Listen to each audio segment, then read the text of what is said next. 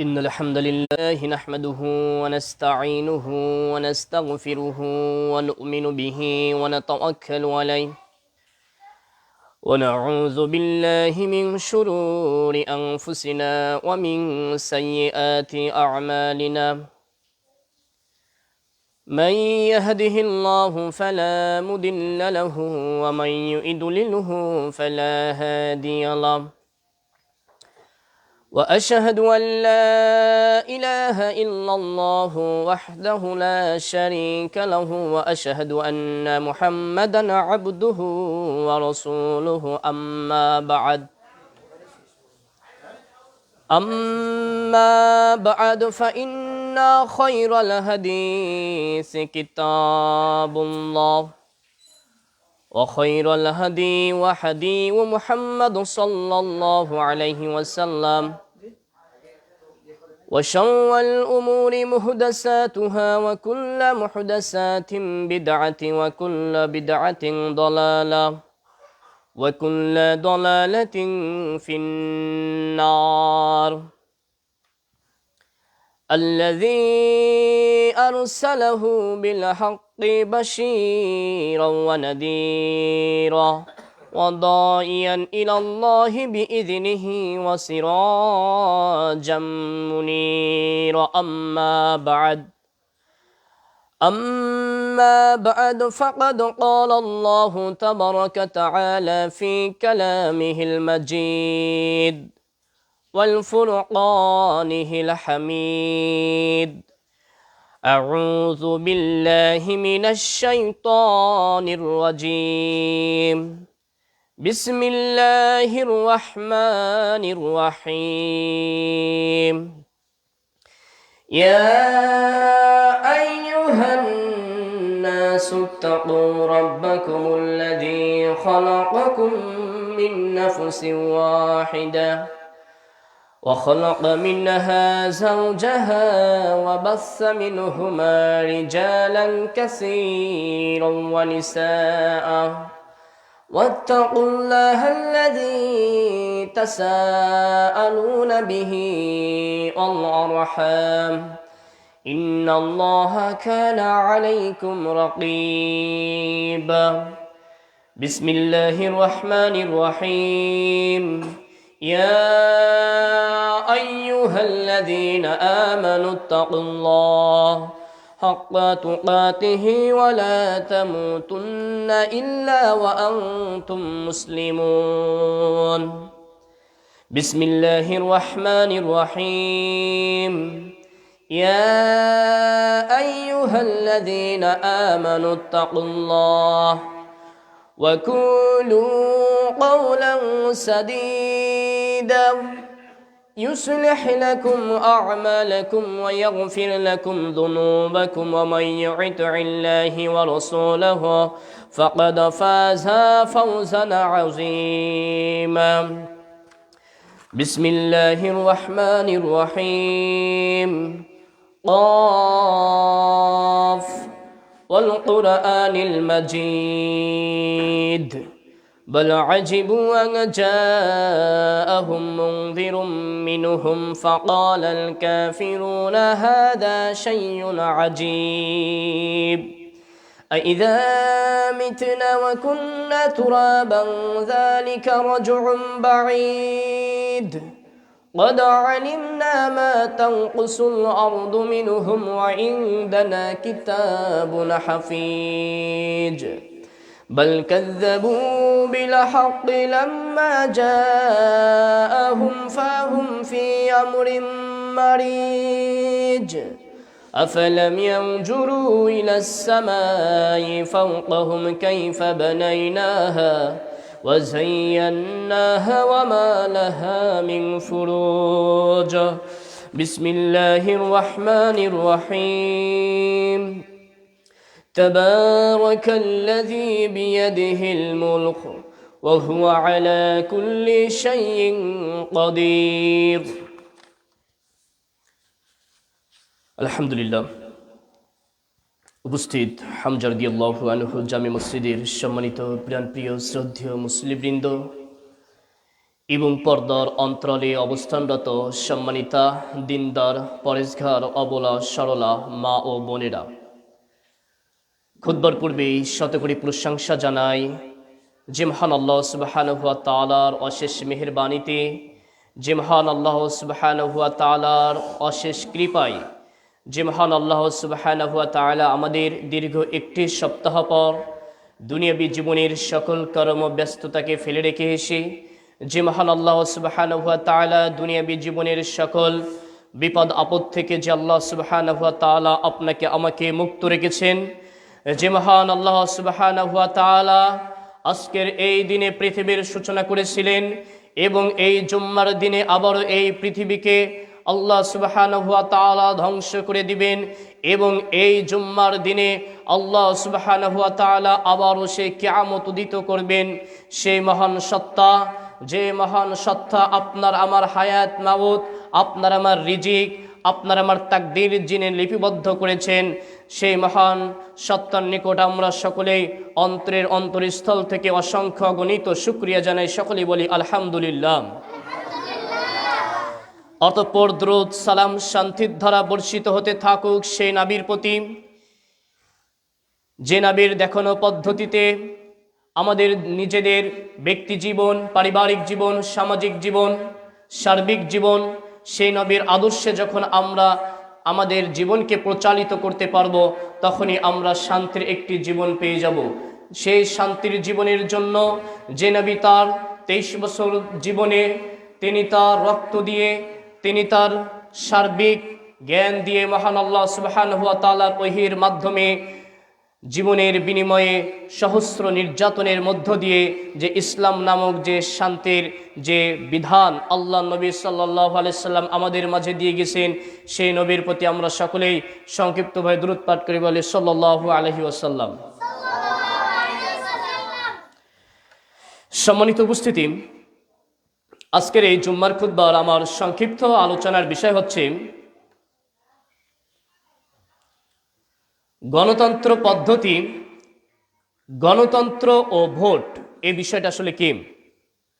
পরিচালিত যে নির্বাচন ব্যবস্থা, এই গণতান্ত্রিক যে পরিচালিত যে নির্বাচন ব্যবস্থা, এটার সাথে ইসলামের দৃষ্টিতে, শরীয়তের দৃষ্টিতে এটার বাস্তবতা আসলে কতটুকু, এ বিষয়ে সংক্ষিপ্ত আকারে গুরুত্বপূর্ণ তত্ত্ববহুল জনকল্যাণমূলক আলোচনা রাখার চেষ্টা করবে ইনশাআল্লাহ, মা তৌফিকে ইল্লা বিল্লাহ। প্রিয় উপস্থিতি, সর্বপ্রথম যে জিনিসটি আমি জানানোর চেষ্টা করব সেটা গণতন্ত্রের যে বিষয়টি। তার পরবর্তীতে যে বিষয়টি জানবো সেটা হচ্ছে হলো ভোটের বিষয়। আজকের যে আলোচনার যে বিষয় সেটা হচ্ছে হলো গণতন্ত্র পদ্ধতি ইসলামের দৃষ্টিতে বিষয়টি কি এবং ভোটটি ইসলামের দৃষ্টিতে কতটুকু জরুরি, এই বিষয়ের উপরে কথা হবে ইনশাআল্লাহ। সম্মানিত উপস্থিতি, আজকে দেখা যাচ্ছে আমাদের, বিশেষ করে আমাদের হুজুর শ্রেণীর, আলেম শ্রেণীর মানুষরা আজকে সমাজের ভিতরে সঠিক কথা আজকে পৌঁছে না দেওয়ার কারণে দেখা যাচ্ছে আমরা বেশি বিভ্রান্ত হয়ে যাই। দেখা যাচ্ছে এক হুজুর এক কথা বলতেছে, আর এক হুজুর আর এক কথা বলতেছে, মাঝখানে পড়ে দ্বিধাদ্বন্দ্বে গোলক ধাঁধায় পড়ে যাচ্ছে আমরা জনসাধারণ। দেখা যাচ্ছে এই বিষয়গুলো নিয়ে আজকে আমরা সঠিকভাবে মানুষের সামনে প্রকাশ করি না, সঠিকভাবে তুলে ধরি না। এই কারণে আমাদের সমাজের মাঝে বেশি গোলমাল চলে আসতেছে। এই কারণে বিশেষ করে আমরা সামাজিক যে বিষয়গুলো রয়েছে আমরা সেগুলো পবিত্র কোরআন এবং বিশুদ্ধ হাদিসের আলোকে আমরা যাচাই বাছাই করে আমাদের নিজেদের জীবনে বাস্তবায়ন করার চেষ্টা করবে ইনশাআল্লাহ। সম্মানিত উপস্থিতি, গণতন্ত্র, প্রথমে গণতন্ত্র বিষয়টা কি প্রথমে জানার চেষ্টা করবে ইনশাআল্লাহ। দেখুন, আমি যদি শব্দটা ভেঙে ভেঙে অর্থ করি তাহলে দেখুন, গণ শব্দের অর্থ হচ্ছে হলো জনগণ, আমরা যেটা জানি। আর তন্ত্র যেটি, তন্ত্র হচ্ছে হলো মত, পদ্ধতি, প্রক্রিয়া ইত্যাদি।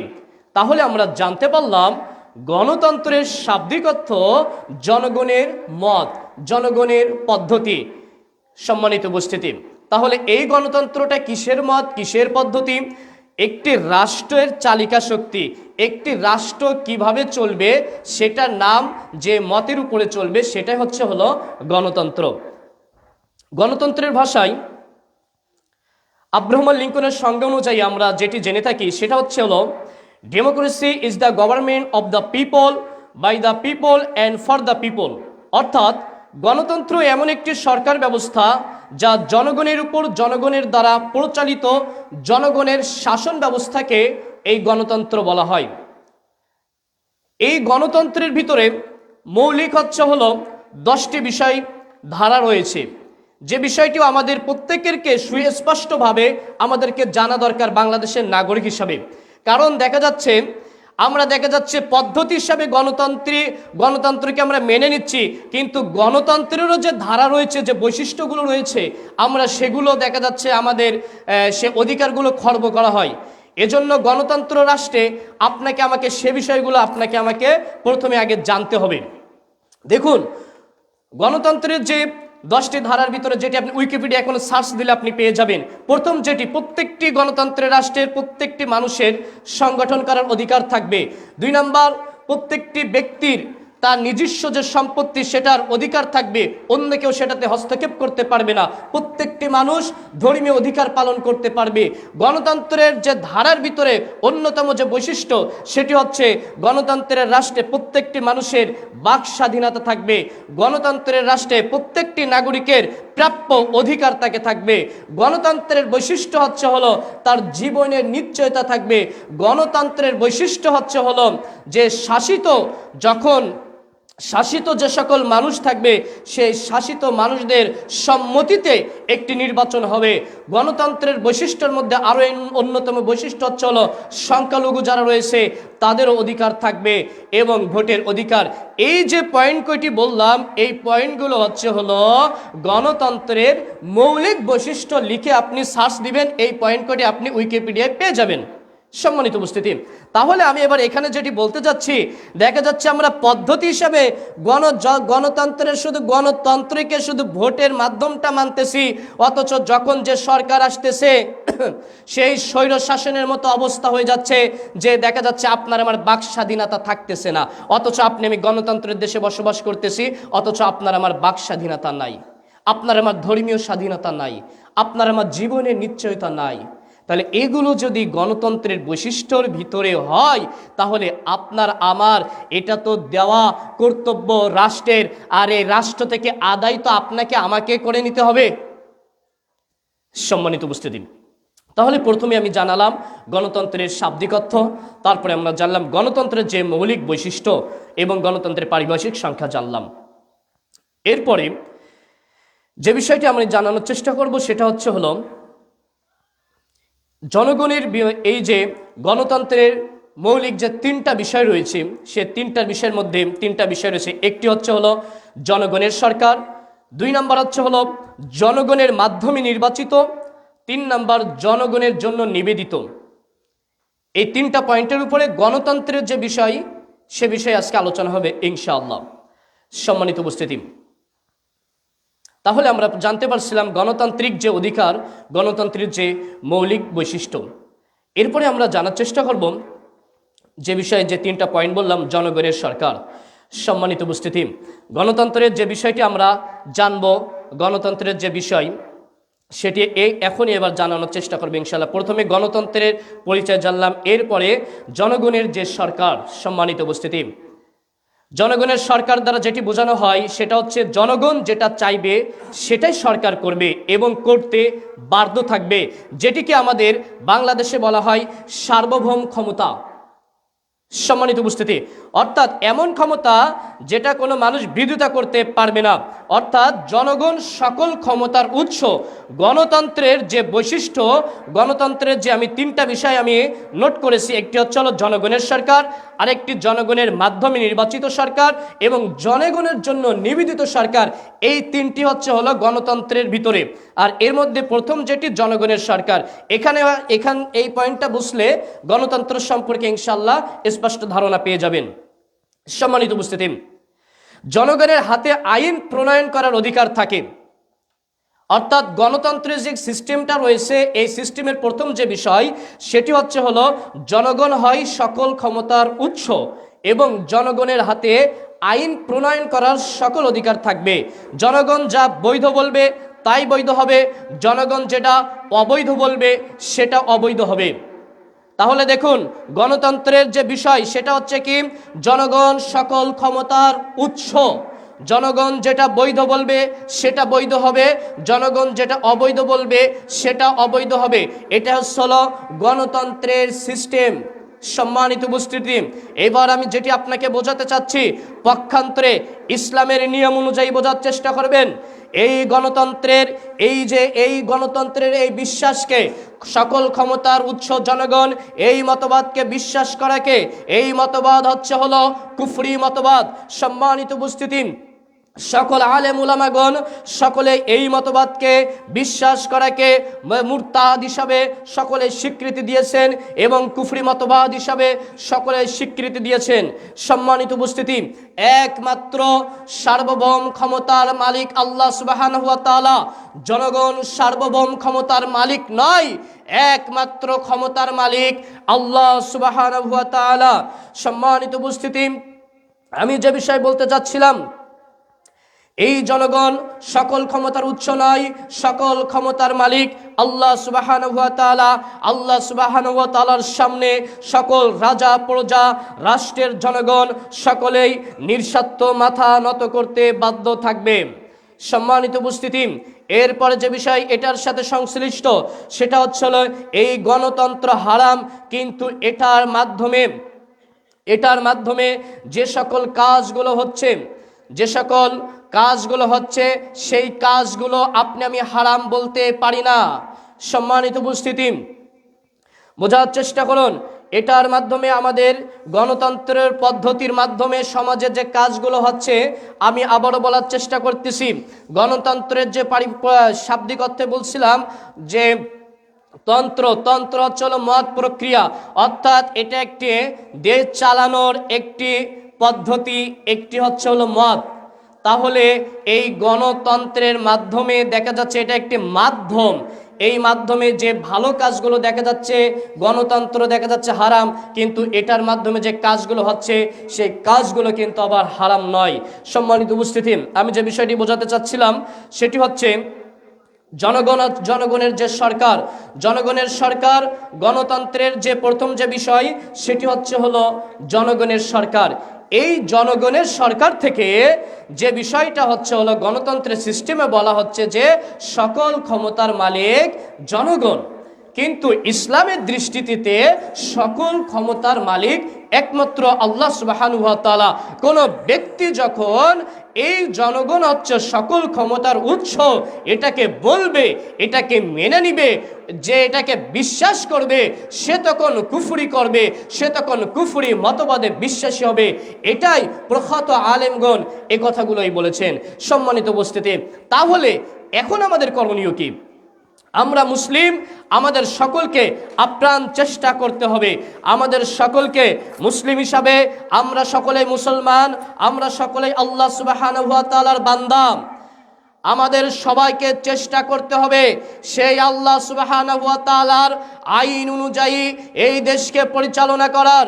মনে রাখার চেষ্টা করতে হবে গণতন্ত্রের যে বিষয়, যেটা হলো সকল ক্ষমতার মালিক, সকল ক্ষমতার উৎস জনগণ, এ কথা চলবে না, এটা কোশ্চিনকালে ঠিক নয়, এটা হলো কুফরি মতবাদ। সকল ক্ষমতার মালিক একমাত্র আল্লাহ সুবহানাহু ওয়া তাআলার, আর সেজন্যই আপনাকে আমাকে আল্লাহর আইন এই সমাজে বাস্তবায়ন করার জন্য আপনাকে আমাকে আপ্রাণ চেষ্টা করতে হবে, সংগ্রাম করতে হবে। বোঝার চেষ্টা করুন, এই জমিন হচ্ছে আল্লাহ সুবহানাহু ওয়া তাআলার, এই জমিন আল্লাহর, এই আসমান আল্লাহর, এই বাতাস আল্লাহর, এই পৃথিবীটা আল্লাহর, এই বাংলাদেশ আল্লাহর। এই বাংলাদেশেও যদি কোনো আইন চলে সেটাও চলবে আল্লাহ সুবহানাহু ওয়া তাআলার আইন। সম্মানিত উপস্থিতি, যে বিষয়ে আমি বলতে চাচ্ছিলাম, জনগণ সকল ক্ষমতার উৎস নাই, এজন্য আমরা চাইলে নিজেরাই এই সিস্টেমকে ইনশাআল্লাহ একটা সময় রুখে দিতে পারবো, একটা সময় পরিবর্তন করতে পারবো। আল্লাহ সুবহানাহু ওয়া তাআলার আইন এই সমাজে প্রতিষ্ঠা করতে পারবো। সম্মানিত উপস্থিতি, যদি আমরা পৃথিবীতে যদি এগুলো দেখতে পাই, আমরা কি দেখেছি? এই পৃথিবীতে আমরা জাতীয়তাবাদ দেখেছি, আমরা সাম্রাজ্যবাদ দেখেছি, আমরা গণতন্ত্রবাদ দেখেছি, আমরা রাজতন্ত্রবাদ দেখেছি, আমরা প্রজাতন্ত্রবাদ দেখেছি, আমরা পুঁজিবাদ দেখেছি, আমরা ফ্যাসিবাদ দেখেছি। তবে আমরা কি এটা একটু দেখতে চাই না আল্লাহর আইনকে? আমরা মুসলমান হয়ে যেখানে 90% মুসলিম কান্ট্রি, সেখানে আমরা কি আল্লাহর আইনে এই দেশ চলবে, এটা কি আমরা দেখতে চাই না? এটা যদি চেয়ে থাকি তাহলে আপনি আমি ঘরের ভিতরে বসবো আর এবার শুয়ে থাকবো, শুয়ে শুয়ে স্বপ্ন দেখবো এই দেশে খিলাফত হবে। কিভাবে খিলাফত হবে? আল্লাহর নবী যেভাবে খিলাফত কায়েম করছিল সেভাবে খিলাফত হয়ে যাবে, আর আপনি আমি বালিশে মাথা দিয়ে কম্বলের ভিতরে ঘুমিয়ে থেকে থেকে স্বপ্ন দেখবো, ওই স্বপ্ন ওইভাবেই রয়ে যাবে। সম্মানিত উপস্থিতি, যে বিষয় আমি বলতে চাচ্ছিলাম, সকল ক্ষমতার মালিক আল্লাহ। আল্লাহ সুবহানাহু ওয়া তাআলা যদি চাহেন তাহলে সবই সম্ভব। মহান আল্লাহ সুবহানাহু ওয়া তাআলা বলেন মহাগ্রন্থ আল কোরআনের সূরাতুল ফুরকানের 2 নম্বর আয়াতে আল্লাহ বলেন, আল্লাযী লাহুল মুলকুস সামাওয়াতি ওয়াল আরদ, যার হাতে নভমণ্ডল ও ভূমণ্ডল, যার হাতে, সেই সকল ক্ষমতার মালিক। মহান আল্লাহ বলেন সূরা আল ইমরানের 26 নম্বর আয়াতে, কুলিল্লাহুমাল মালিকুল মুলক তুতিয়াল মুলকু মান তাশা। আল্লাহ সুবহানাহু ওয়া তাআলা বলছেন যে আল্লাহ সুবহানাহু ওয়া তাআলা গোটা পৃথিবীর বিশ্ব জাহানের প্রতিপালক আল্লাহ সুবহানাহু ওয়া তাআলা। আল্লাহ সুবহানাহু ওয়া তাআলা যাকে চান তিনি তাকে রাজত্ব দেন, তিনি যাকে রাজত্ব কেড়ে নিতে চান তাকে আল্লাহ সুবহানাহু ওয়া তাআলা তার রাজত্ব থেকে আল্লাহ সুবহানাহু ওয়া তাআলা ছিনিয়ে ফেলতে পারেন। সম্মানিত উপস্থিতি, মহান আল্লাহ বলেন তাবারাকাল্লাযী বিয়াদিহিল মুলকু ওয়া হুয়া আলা কুল্লি শাইইন কাদির। আল্লাহ সুবহানাহু ওয়া তাআলা বলছেন বরকতময় তিনি, যার হাতে সর্বময় ক্ষমতা, সর্বময় ক্ষমতা, আলা কুল্লি শাইইন কাদির, আর তিনি সব কিছুর উপর শক্তিমান, তিনি সব কিছুর মালিক। সম্মানিত উপস্থিতি, আমি যে কথা আপনাদেরকে এত সময় বোঝাতে চাচ্ছিলাম, যে বিষয়টি হচ্ছে সেটা হচ্ছে এই যে গণতন্ত্র, এই গণতন্ত্র ইসলামের দৃষ্টিতে হারাম, গণতন্ত্র ইসলামের দৃষ্টিতে নাজায়েজ, গণতন্ত্র হচ্ছে ইসলামের দৃষ্টিতে একটি কুফরি মতবাদ, গণতন্ত্র হচ্ছে ইসলামের দৃষ্টিতে একটি নাজায়েজ, একটি কুফরি মতবাদ, একটি হারাম বিষয়। কিন্তু আপনাকে আমাকে আল্লাহর আইন বাস্তবায়ন করার জন্য চেষ্টা করতে হবে, কারণ সকল ক্ষমতার মালিক আল্লাহ সুবহানাহু ওয়া তাআলা। সম্মানিত উপস্থিতি, তাহলে আমি প্রথম যে বিষয়টি বোঝাচ্ছিলাম, সকল ক্ষমতার মালিক আল্লাহ সুবহানাহু ওয়া তাআলা। জনগণ সকল ক্ষমতার উৎস নয়, সকল ক্ষমতার মালিক আল্লাহ সুবহানাহু ওয়া তাআলা। দেখুন, তাহলে প্রথমে যেটি বোঝাতে চাইলাম যে তাহলে আমরা কেউ যদি বলি জনগণ সকল ক্ষমতার উৎস, তাহলে এই কথাটি ভুল হয়ে যাবে। এই কথাটির কারণে আপনি আমি কুফরি করে ফেলবো। আপনার আমার ভাষ্য হবে এটাই, সব কিছুর ক্ষমতার মালিক আল্লাহ সুবহানাহু ওয়া তাআলা, আলা কুল্লি শাইইন কাদির। আল্লাহ সুবহানাহু ওয়া তাআলা মহাগ্রন্থ আল কোরআনের সূরাতুল আরাফে বলছেন আলা লাহুল খালকু ওয়াল আমর। আল্লাহ বলছে শুনে রাখো হে বান্দারা, শুনে রাখো তোমরা, সৃষ্টি যার, হুকুম চলবে তার। সম্মানিত উপস্থিতি, তাহলে আপনি আমি যদি মুসলমান আমরা যারা রয়েছি, আপনার আমার অন্তরে লালিত করতে হবে, আপনার আমার নিজের জীবনে প্রতিটা ক্ষণে ক্ষণে ভাবতে হবে যে আল্লাহ সৃষ্টি করেছে, যে আল্লাহ আপনাকে আমাকে চালাচ্ছেন, যিনি বিধানদাতা, যিনি রিজিক দাতা, সেই আল্লাহর আইনে, সেই আল্লাহর হুকুমে এ দেশও চলবে ইনশাআল্লাহ। সম্মানিত উপস্থিতি, এরপরে যে বিষয়টি সেটি হলো গণতন্ত্রের যে 2 নম্বর যে বিষয়, সেটি হলো জনগণের মাধ্যমে নির্বাচিত হয়। গণতন্ত্র পদ্ধতি সরকারের মধ্যে 2 নম্বর যে বিষয় সেটি হচ্ছে জনগণের মাধ্যমে নির্বাচিত হয়। গণতান্ত্রিক নির্বাচন ব্যবস্থায় সকল জনগণের রায়কে সমান গুরুত্ব দেওয়া হয়। বোঝার চেষ্টা করুন, গণতান্ত্রিক নির্বাচন যেটি হয় এখানে সকল জনগণের রায়ের সমানভাবে গুরুত্ব দেওয়া হয়। এক্ষেত্রে একজন জ্ঞানী এবং মূর্খ, বুদ্ধিমান, সৎ অসৎ সব ধরনের মানুষকে, সব মানুষের মতকে গ্রহণ করা হয়। সংখ্যাগরিষ্ঠতার উপরে এখানে এবার গণতান্ত্রিক পার্লামেন্ট সদস্য নির্বাচিত হয়। সম্মানিত উপস্থিতি, একজন সৎ ব্যক্তি এবং একজন অসৎ ব্যক্তি, বুদ্ধিমান নির্বোধ সকল শ্রেণীর মানুষের মতকে নিয়ে যেটা সংখ্যাগরিষ্ঠতা হবে সেটা নিয়ে একটি সরকার তখন গঠন হচ্ছে। বোঝার চেষ্টা করুন। যদিও বাস্তবে অধিকাংশে আমাদের এখানে আপনারা নিজেদের কাছে আপনাদের কাছে একটি প্রশ্ন আমি ছুড়ে দেই, বোঝার চেষ্টা করুন। আমরা তো বলি আমাদের দেশে গণতন্ত্র সিস্টেমে দেশ চলতেছে, আমরা তো বলি দেখা যাচ্ছে হলো গণতন্ত্রের মাধ্যমে দেশ চলতেছে, কিন্তু বাস্তবে কিন্তু দেখা যাচ্ছে গণতন্ত্রের ভাবে চলে না। দেখুন, গণতন্ত্র যদি অধিকাংশ আমাদের মতামত মূল্যায়নের কথা বলা আছে, কিন্তু বাস্তবে কিন্তু গণতন্ত্রে যেটা বলা হচ্ছে এটা কিন্তু প্রতিফলিত হয় না, তার উল্টোটা হয়। আপনি দেখুন, নির্বাচনে যদি 5 জন প্রার্থী থাকে, নির্বাচনে যদি 5 জন প্রার্থী থাকে, তার মধ্যে একজন প্রার্থী পেয়েছে ধরুন 10% সমর্থন, আরেকজন প্রার্থী পেয়েছে 20% সমর্থন, আরেকজন পেয়েছে 30% সমর্থন, আরেকজন পেয়েছে 40% সমর্থন। আমাদের গণতান্ত্রিক দেশে কি হবে যে 40% যে সমর্থন পেয়েছে সেই কিন্তু সরকার গঠন করবে, তাই না? তাই করে। তাহলে বোঝার চেষ্টা করুন, তাহলে বাকি যে 60% মানুষগুলো রয়েছে, ওই যে 4টা প্রার্থী রয়েছে, তাহলে ওই 4টা প্রার্থীর সেখানে কিন্তু আরো বেশি সংখ্যক লোক রয়েছে, 60% রয়েছে। তাহলে সেই 60% লোকের মাধ্যমে কি এদেশের সরকারকে নির্বাচন করা হয়? হয় না। তাহলে কি গণতন্ত্রের সিস্টেমে কি আদৌ কি আমাদের দেশ পরিচালিত হয়? হয় না। তাহলে এই যে গণতন্ত্র যে সিস্টেম, পুরো সিস্টেমটা হচ্ছে ধোঁকা। আমরা এটা বুঝতে চাই না, পরিবর্তন করতে চাই না। এই গণতন্ত্র সিস্টেমটাই হচ্ছে ধোঁকা।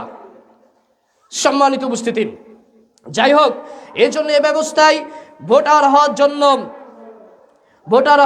ন্যায়পরায়ণতা এবং জ্ঞানীগুণী হওয়া শর্তরোপ করা হয় না।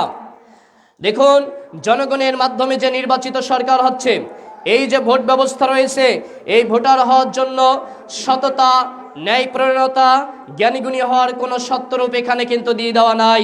ফলে সমাজের সংখ্যাগরিষ্ঠ যে সকল জাহেল, নির্বোধ, যে সকল ছাগল, যে সকল লোক রয়েছে, এই সকল লোকদের ভোটে, যাদের শরীয়ত সম্পর্কে যারা জ্ঞান নাই, সে সকল নেতারা তাদের ভোটে নির্বাচিত হয়ে তারাও যেমন তারাও হচ্ছে তেমন। এটা হলো গণতন্ত্রের সবচেয়ে বড় কুফল। সম্মানিত উপস্থিতি, এই জন্য গণতন্ত্রকে অনেক মনীষী বলেছেন, প্লেটো বলেছেন, গণতন্ত্র সম্পর্কে একজন বিখ্যাত একজন দার্শনিক প্লেটো বলেছেন যে এই গণতন্ত্র হলো মূর্খের শাসন। কারণ দেখুন, এখনই তো আমি আপনাদেরকে বোঝালাম, 5 জন প্রার্থী ভোটে দাঁড়িয়েছে, প্রথম প্রার্থী পেয়েছে 10%, তারপরে প্রার্থী 20%, তারপরে প্রার্থী 30%, তারপরে প্রার্থী হচ্ছে 40%। তাহলে যখন যে 40% যে হলো ভোট পেয়েছে সে সরকার গঠন করতেছে, আর বাকি যে 60% তাদের সমন্বয় যেগুলো হয়েছে তাদেরকে মূল্যায়ন কিন্তু করা হচ্ছে না।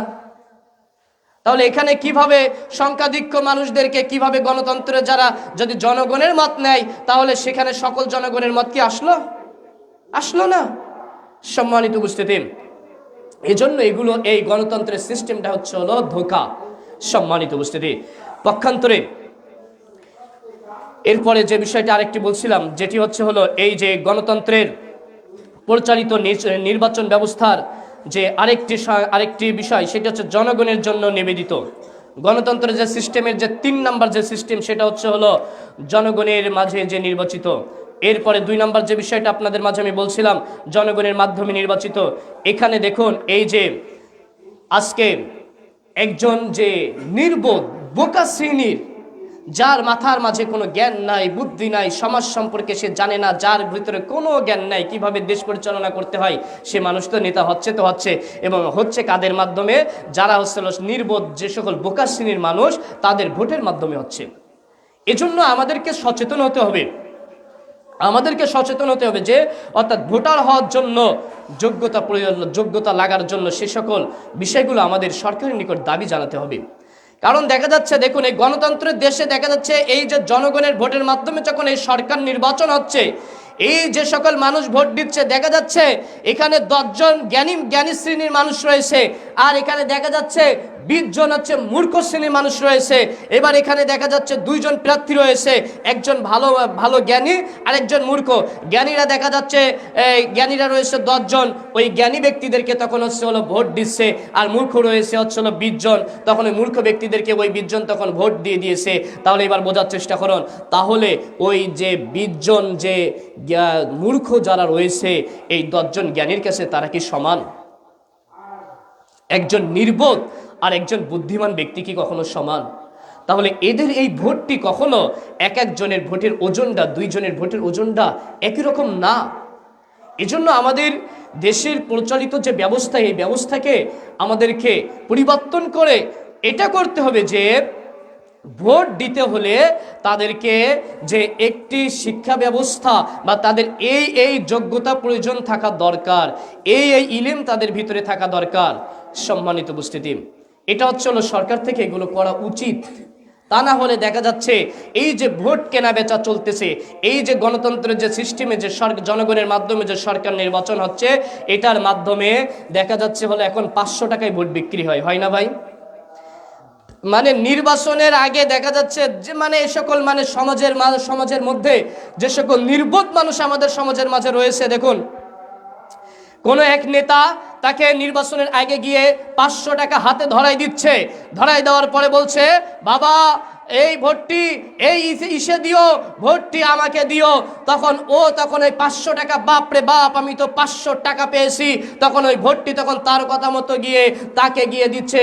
অথচ তার ওই ভোটের মাধ্যমে ওই যে দুর্নীতিবাজ, ওই যে অসৎ মানুষ তখন পার্লামেন্টে যাচ্ছে, অসৎ মানুষ তখন নির্বাচন হচ্ছে, নির্বাচিত হয়ে তাকে যখন আবার গলাকাটা করতেছে তখন কিন্তু ওই ব্যক্তি ভাবে না। এজন্য আমরা যারা রয়েছে আমাদের সকলের ভাবা উচিত এবং সকলকে ভাবানো উচিত, এইভাবে 500 টাকায় বিক্রি হওয়া যাবে না। কারোর টাকাতে, কারোর কোনো কিছুর বিনিময়ে আপনার আমার যে আমানত, এই ভোটের আমানতটা বিক্রি করা যাবে না। বোঝার চেষ্টা করুন। দেখুন বাজারে একটি ছাগল আপনি ক্রয় করতে যাবেন, একটা ছাগল কিনতে গেলেও মিনিমাম 5 থেকে 10,000 টাকা লাগে। অথচ মানুষ কিনতে গেলে, ভোট কিনতে গেলে 500 টাকাও এখন লাগতেছে না। তাহলে ওই ছাগলের চেয়ে মানুষের মূল্য কি কম হয়ে গেছে না? মাত্র 500 টাকার বিনিময়ে জীবনে ওই নেতা এখন দেখা যাচ্ছে, এখন নেতা হচ্ছে মাথায় টুপি পাঞ্জাবি, প্রতিদিন জুম্মার সময় মসজিদে গিয়ে লম্বা লম্বা লেকচার দিচ্ছে, বিভিন্ন ওয়াক্তে বিভিন্ন জায়গায় গিয়ে লেকচার দিচ্ছে। এমন নেতা রয়েছে যে এখন মাঠে গিয়ে কাজ পর্যন্ত করতেছে, মানুষের সিম্পিতি অর্জন করার জন্য যা কিছু করার দরকার এখন করতেছে। আমরা তো যুগ যুগ ধরে দেখে আসতেছি। এরপরে যখন নির্বাচিত হয়ে যাচ্ছে তখন কি একটি বারের জন্য আপনার আবদার কি রাখে?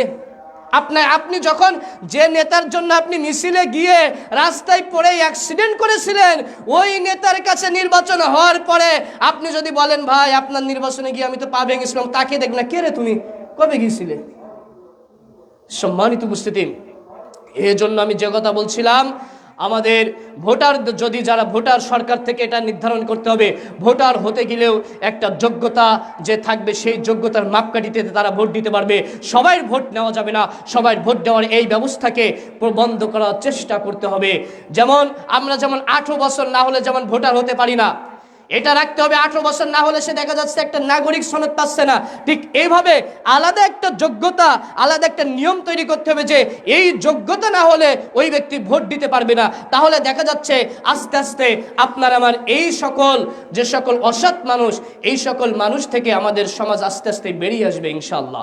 সম্মানিত উপস্থিতি, এরপরে আস্তে আস্তে আমাদের সমাজ আমরা যেভাবে চাই সেভাবে আস্তে আস্তে আমরা চেষ্টা করে আমাদের এই সমাজে আল্লাহর আইন, আল্লাহ সুবহানাহু ওয়া তাআলা যেভাবে পদ্ধতি দেখিয়ে দিয়েছেন সেই পদ্ধতিতে আস্তে আস্তে আমাদের দেশ ইনশাআল্লাহ যাবে। আপনাকে আমাকে জেগে উঠতে হবে, আপনাকে আমাকে জাগতে হবে। সম্মানিত উপস্থিতি, তারপরে গণতন্ত্রের যে 3 নম্বর যে সিস্টেম, 3 নম্বর যে বিষয়, সেটি হলো জনগণের জন্য নিবেদিত। যে সরকার হবে জনগণের জন্য নিবেদিত। কিন্তু আদেও কি আমাদের যে সকল সরকার নির্বাচনের পরে আমাদের জন্য কি আদেও কি নিবেদিত থাকে? আদেও কিন্তু নিবেদিত থাকে না। সম্মানিত উপস্থিতি, এরপরে যে বিষয় আমার আলোচনা, সেটা হচ্ছে আলোচনার 2টা অংশ ছিল। একটা হলো গণতন্ত্র যে বিষয়, আর এরপরে যে বিষয় হচ্ছে হলো প্রচলিত নির্বাচনে অংশ নেওয়া যাবে কিনা, ভোট দেওয়া যাবে কিনা। এরপরের বিষয় হচ্ছে হলো এখন আলোচনা করব এই ভোট দেওয়া যাবে কি যাবে না এ বিষয়ে ইনশাআল্লাহ। তাহলে প্রথমে এত সময় আধা ঘন্টা ধরে আলোচনার যে আমি আলোচনা করলাম যেটা সারমর্ম, সেটা হচ্ছে হলো আমরা যদি এই গণতন্ত্র মতবাদকে আমরা বিশ্বাস করি তাহলে এটা হচ্ছে হলো গণতন্ত্র মতবাদ হচ্ছে হলো কুফরি মতবাদ। আমরা চাই আল্লাহ সুবহানাহু ওয়া তাআলার আইন হবে, আল্লাহ সুবহানাহু ওয়া তাআলার আইনে চলবে। গণতন্ত্র হচ্ছে হলো একটি হচ্ছে হলো পদ্ধতি, একটি মত। গণ হচ্ছে হলো জনগণ, তন্ত্র হচ্ছে হলো মত, পদ্ধতি, প্রক্রিয়া ইত্যাদি।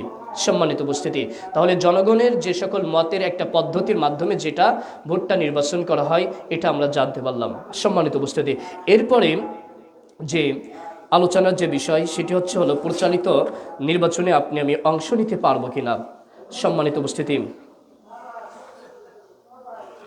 দেখুন আমাদের প্রথমে যে বিষয়টা জানতে হবে সেটি আসলে দেখুন বাস্তবতার দিকে আমাদের একটু লক্ষ্য করলে দেখতে হবে। দেখুন আমরা বর্তমানে আমরা যে দেশটিতে আমরা বসবাস করতেছি সেটি হচ্ছে আমাদের গণতন্ত্র একটি দেশ। আর এই গণতন্ত্র হচ্ছে হলো ইসলাম সম্মত নাই। গণতান্ত্রিক পদ্ধতিতেও কখনো পরিপূর্ণভাবে এই গণতান্ত্রিক পদ্ধতিতেও ইসলাম সম্পূর্ণ প্রতিষ্ঠা করাও সম্ভব নয়। কিন্তু যেহেতু আমাদের দেশের অবস্থা এমন দাঁড়িয়েছে যে হুট করে আমরা এই ব্যবস্থা থেকে বেরিয়ে আসব, আসলে এটা আসাও সম্ভব না। তাই এ ব্যাপারে আপনাকে আমাকে চেষ্টা সর্বদা ফিকির করতে হবে কি সেই সাথে গণতন্ত্র ইসলাম সম্মত নয় বোঝার চেষ্টা করুন। দেখা যাচ্ছে গণতন্ত্র ইসলাম সম্মত নাই, কিন্তু আপনার আমি হুট করে যে আপনি আমি খেলাফত আমাদের দেশে পেয়ে যাব বিষয়টাও কিন্তু তা নাই। তো এই জন্য তার মানে আমি দেখা যাচ্ছে খেলাফত পাচ্ছি না, তার মানে এবার দেখা যাচ্ছে হলো আমি ভোট দিচ্ছি না, হাত গুটিয়ে আমি বসে আছি। এরপরে বসে থাকার কারণে দেখা যাচ্ছে ইসলাম বিরোধীরা যদি এখন ক্ষমতায় চলে আসে, যারা ইসলামের দুশ্মন, যারা হচ্ছে হলো চাঁদাবাজ, দুর্নীতিবাজ, যারা হচ্ছে হলো দেশকে বিক্রি করতেছে, এই সকল মানুষ যখন ক্ষমতায় আসবে তখন আপনার আমার অবস্থা কেমন হবে? আমি তো বিকৃত হয়ে যাব। সম্মানিত উপস্থিতি, এজন্য আপনার আমার ভোট দেওয়া যে বিষয় সে বিষয়ে আপনাকে আমাকে একটু জানতে হবে, সে বিষয়ে আপনাদেরকে আমি জানানোর চেষ্টা করব ইনশাআল্লাহ। সম্মানিত উপস্থিতি, তাহলে আমাদের আজকের আলোচনা থেকে আমরা যেটি স্পষ্টভাবে জানতে পারলাম যে বর্তমান প্রচলিত গণতান্ত্রিক যে নির্বাচন, এই গণতান্ত্রিক যে নির্বাচনের এই ব্যবস্থাটা ইসলামী নির্বাচন ব্যবস্থা নয়, বরং খলিফা নির্বাচনের যে ভিন্ন পদ্ধতি রয়েছে সেই পদ্ধতিতেই আগানোটাই হচ্ছে হলো মূল ইসলামিক বিষয়। সম্মানিত উপস্থিতি, তবে যেহেতু হুট করে এই পদ্ধতিটা পরিবর্তন করা সম্ভব নয়, তাই অপারগতাবশত বর্তমান সময়ে রাজনীতির সকল খারাপ দিক থেকে তথা ধোঁকা, মিথ্যা, প্রতিপক্ষের গীবত, অপবাদ, জুলুম, হক বিনষ্টকারী থেকে এই সকল কাজ থেকে বিরত রাখার জন্য, জীবনের নিরাপত্তার জন্য, জীবনের নিশ্চয়তার জন্য আপনি আমি যোগ্য ব্যক্তিকে, যাদের মাধ্যমে ইসলামে উপকৃত হবে, সৎভাবে শাসন হবে, সমাজের ভিতরে আল্লাহর আইন চলবে, সেভাবে আমরা সেই সকল ব্যক্তিদেরকে আমি ভোট দিতে পারি। সম্মানিত উপস্থিতি, দেখুন ভোটের বিষয়ে এবার ইসলামের দৃষ্টিতে একটু চলে যাই। এটা হচ্ছে ভূমিকার কথা বলছিলাম। সম্মানিত উপস্থিতি, এখানে আরেকটা কথা আমি বলে যাই যে বিষয়টা সামনে আবার আসবে। এখানে যে ইমামগঞ্জ যে কথাগুলো বলছেন, যে এখানে হচ্ছে হলো যেটা বলছেন হচ্ছে আমাদের সৌদি আরবের রাষ্ট্রীয় ফতোয়া বোর্ড থেকে আল জানাতুদ দামিয়া ফতোয়া থেকে তারা যে ফতোয়াটা দিয়েছেন সেটা দেখুন। তারা যেটা বলছেন সারমর্মটুকু আমি বলতেছি, অনেক লম্বা ফতোয়া। তারা বলছেন সেক্ষেত্রে কোনো ব্যক্তি যে প্রার্থী হবেন তিনি এমন কোনো পদ গ্রহণ করতে পারবেন না, যে প্রার্থী হবেন তিনি এমন কোনো পদ গ্রহণ করতে পারবেন না যেটা ইসলামের শরীয়তের সাথে সাংঘর্ষিক। অর্থাৎ যে নির্বাচিত আমি যাকে ভোট দিব সে যদি ইসলামের শরিয়া মোতাবেক যদি পরিচালিত না করে, দেখা যাচ্ছে ইসলামের শরীয়তভাবে সে চলতেছে না, তাকে আমি ভোট আমাকে দেওয়ার প্রয়োজন নাই। তবে যদি আমি মনে করি এই ব্যক্তি সৎ ব্যক্তি, তাহলে আমি তাকে ভোট দিতে পারবো। এটা সৌদি আরবের ফতোয়া বোর্ড থেকে বাইর করানো তারা বলেছেন। এরপরে দেখুন এখানে মুফতি মোহাম্মদ শফি রাহিমাহুল্লাহ বলছেন, এখানে ইসলামের দৃষ্টিতে ভোট হচ্ছে তিনটি বিষয়ের সমষ্টি। সকল ফকিহ ওলামায়গণ তিনটা বিষয় বলছেন এই ভোটের বিষয় তিনটা বিষয় তারা বলছেন যে ভোট হচ্ছে এক নম্বর যেটি সেটা হচ্ছে হলো সাক্ষ্য প্রদান, 2 নম্বর হলো সুপারিশ, 3 নম্বর প্রতিনিধি। এবং পাশাপাশি সকলেই ঐক্যমত পোষণ করেছেন আরেকটি বিষয়, সেটি হচ্ছে হলো এই ভোটটি হচ্ছে মানুষের আমানত। সম্মানিত উপস্থিতি, আমরা এক এক করে পর্যায়ক্রমে সবগুলো একটু ব্যাখ্যা যাবো ইনশাআল্লাহ। সম্মানিত উপস্থিতি, এক নম্বর সেটি হচ্ছে হলো সাক্ষ্যদান। এই যে ভোটের মাধ্যমে যে আমরা যে সাক্ষ্যটা দিচ্ছি, শাহাদাত বা সাক্ষ্যের যে মৌলিক বিষয়টি, অর্থাৎ কাউকে ভোট দেওয়ার অর্থ হলো এ ব্যাপারে এই সাক্ষ্য প্রদান করা যে এই লোকটি ভালো, মানে আপনার আমার যিনি পরিচালনা করবে, এই দেশটি এলাকাটি যিনি পরিচালনা করবে, আপনার আমার একটি অধিকার এই লোকটি ভালো কি খারাপ এটা আপনি আমি নিজে তাকে সমর্থন করলাম, এটাকে সাক্ষ্য দিলাম। সম্মানিত উপস্থিতি, আর যদি অযোগ্য অসৎ কারোর পক্ষে আপনি আমি যদি সাক্ষ্য দেই তাহলে আপনি হব মিথ্যা সাক্ষী। অর্থাৎ যে কথা এখানে আমি বলতে চাচ্ছি যে ভোটের সারি অবস্থানের ভিতরে দেখা যাচ্ছে ভোট দেওয়া যাবে এই পক্ষে যে সকল ওলামাগণ যে কথাগুলো বলেছেন তার মাঝে তিনটা যে শর্ত দিয়েছেন, সে তিনটা শর্তের প্রথম নাম্বার সেটি হচ্ছে সাক্ষ্যদান। সেই সাক্ষ্যদানের কথাগুলো আমি বলতেছি। সম্মানিত উপস্থিতি, যে বিষয় হচ্ছে হলো যদি অযোগ্য অসৎ কারোর পক্ষে যদি আপনি আমি সাক্ষ্য দেই তাহলে সেটা হলো মিথ্যা সাক্ষী হয়ে যাবে। অর্থাৎ আপনি আমি দেখা যাচ্ছে আপনার আমার একটা আমানত, আপনি আমি একজন সৎ ব্যক্তি, দেখা যাচ্ছে একজন নির্বাচনে দাঁড়িয়েছে, দেখা যাচ্ছে সে এখন এক জায়গায় দাঁড়িয়েছে কিসের জন্য? নিরাপত্তার জন্য। সে কিভাবে সমাজ পরিচালনা করবে, তখন আপনি আমি যখন তাকে সাক্ষ্য প্রদান করব, যখন সৎ হিসাবে আপনি আমি তাকে যখন সাক্ষ্য প্রদান করব, তখন এটা আপনার আমার ঈমানি দায়িত্ব। এরপরে আপনি আমি যদি অসৎ ব্যক্তিকে যদি সাক্ষ্য প্রদান করি তখন আপনি আমি বড় গুনাহগার হয়ে যাব। অর্থাৎ দেখা যাচ্ছে যিনি অসৎ ব্যক্তি, যিনি যোগ্য ব্যক্তি নয়, তাকে যদি এবার আপনি আমি সাক্ষ্য প্রদান করে তাহলে আপনি আমি কাবিরা গুনাহ করব।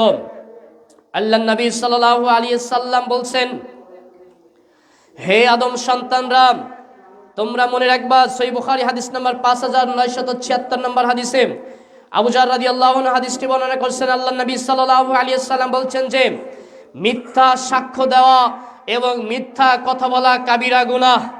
তাহলে দেখা যাচ্ছে আপনার আমার সমাজের মাঝে 2-5জন প্রার্থী রয়েছে, দেখা যাচ্ছে একজন খুব দুর্নীতিবাজ অসৎ ব্যক্তি, তাকে যদি আপনি আমি যদি নির্বাচন করি, তাকে যদি আপনি আমি সাক্ষ্য দেই এই ব্যক্তি ভালো, তাহলে কি আপনি সঠিক সত্য সাক্ষী দিলেন নাকি মিথ্যা সাক্ষী দিলেন? দেখা যাচ্ছে আপনি আমি জানতেছি এই ব্যক্তি দুর্নীতিবাজ, এই ব্যক্তি ঘুষখোর, এই ব্যক্তি সুদখোর, তাহলে এই ব্যক্তির পক্ষে আপনি আমি যদি সাক্ষী প্রদান করি তাহলে আপনি আমি কি আসলে সত্য সাক্ষী দিলাম? সত্য সাক্ষী দিলাম না।